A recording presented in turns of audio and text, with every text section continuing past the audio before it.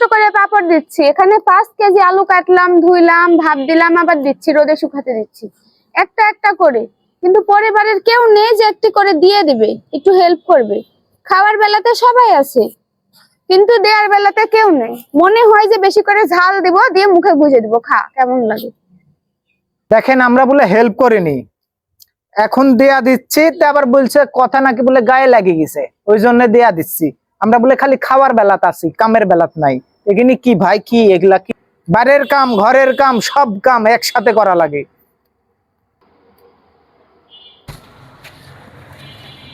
কি বলছো?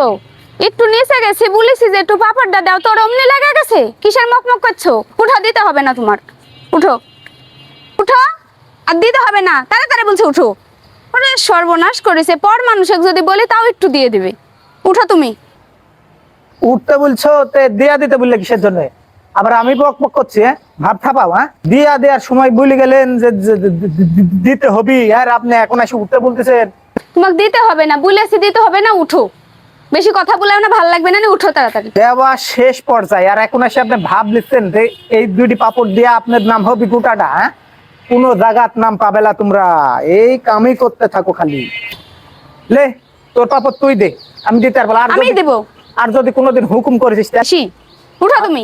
আমি বেশি আর বেতর লে পাপড়ি দেবো না, দে।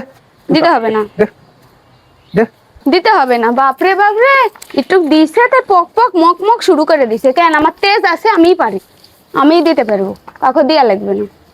এতদিন এই 10 কেজি, এর আগে আমি 10 কেজি 11 কেজি একাই দিলাম, হয়নি কো? লাগেনি কোথাও কাউকে? লাগবে না কো, যাও গা তুমি, তোমার আমার দরকার নেই কো। কেন রে ভাবি, কি হলো? ভাইয়ের সাথে তো রাগারাগি করছো কেন?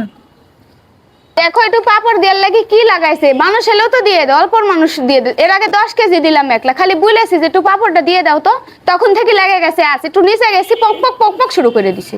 মানুষ তাই রে ভাবি, খাওয়ার সময় ঠিকই খাবে কিন্তু দিবে না, হেল্প করবে না একটা কাজে। কেন রে ভাবি, খাওয়ার সময় তো ঠিক খায়, মনে হয় মুখের দিক তখন তাকাতেও ইচ্ছা করে না। একটু উপকারের দিক নাই, যখন খাতে আসে না তখন মনে হয় যে লুড়াতে মুখখান ঠেটা করে দিই।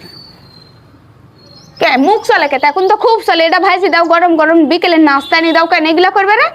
রোজা রমজানের দিন থাক, ছেলে মানুষ সব এরকমই হয়, কি আর করবো।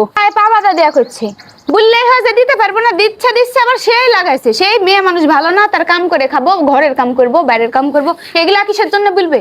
হ্যাঁ, এগুলা কিসের জন্য বলবো? আমার জীবনে শিক্ষা হয়েছে, আর কোনোদিন আলুর পাপড় দিব না। এ তো শেষ হয়ে গেল। উল্টা পাল্টা দিয়ে এগুলা তুলে নিলে পারলে জানে বাসি খাইতে আসেনি, দেখাবো নি, খাওয়াবো নি, গিলাবো নি তখন। ভাবি কয় কেজি দিলে আলুর পাপড়? আর বলো না বোন, কতটুক দিব? এর আগে 10 কেজি দিলাম, এ দেখো এখন আবার দিয়েছি 5 কেজি। এর আগে একাই দিলাম। আমি জানি তুমি আজকে পাপড় দিচ্ছ, না হলে দুজনে হেল্প করতাম।